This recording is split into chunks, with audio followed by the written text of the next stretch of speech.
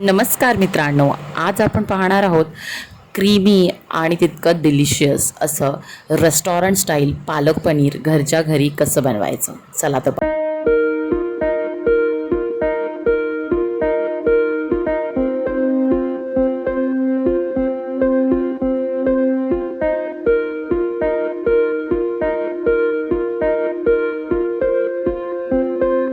पालक पनीर बनवण्यासाठी लागणारं साहित्य आहे. मी इथे 250 ग्राम पनीर घेतलं आहे. नंतर एक पालकची जुडी घेतली आहे जी मी साफ करून ठेवली आहे. एक बारीक चिरलेला टोमॅटो, एक बारीक चिरलेला कांदा, 12 ते 15 लसणाच्या पाकळ्या, 1 इंच अद्रक, 3 ते 4 मिरच्या, लाल तिखट, हळद, मीठ, 1 चमच धना पावडर, 1 चमच गरम मसाला, तेल आणि 5 ते 6 काजू. काजू आपल्याला क्रीमीनेससाठी हव्यात आणि थिकनेससाठी, सो तुमच्याकडे असेल तर नक्की यूज करा.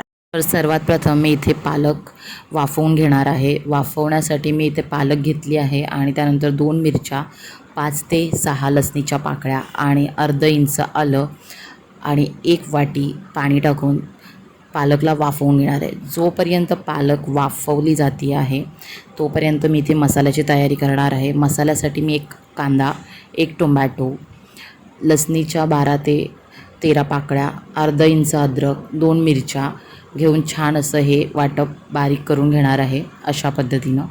तर हे वाटप आपलं तयार आहे. आपली पालकसुद्धा छान अशी शिजून तयार आहे.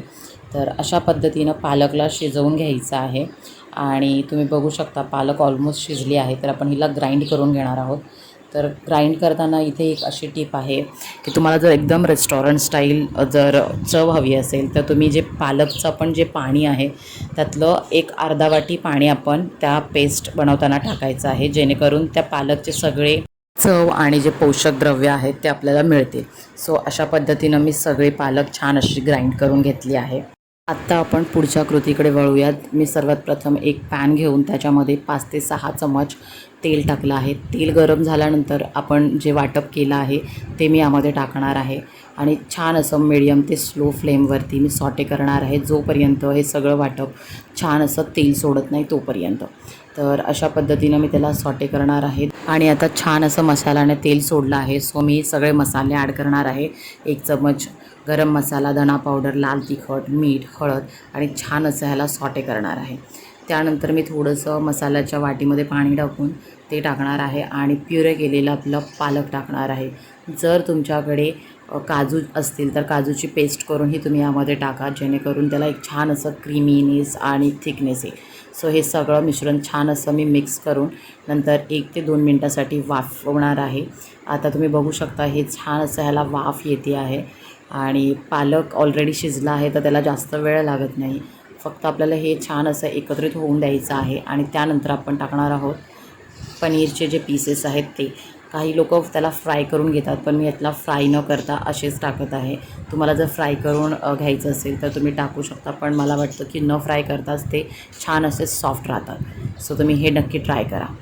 तर अशा पद्धतीनं रेस्टॉरंट स्टाईल पालक पनीर हे घरच्या घरी तुम्ही बनवू शकता.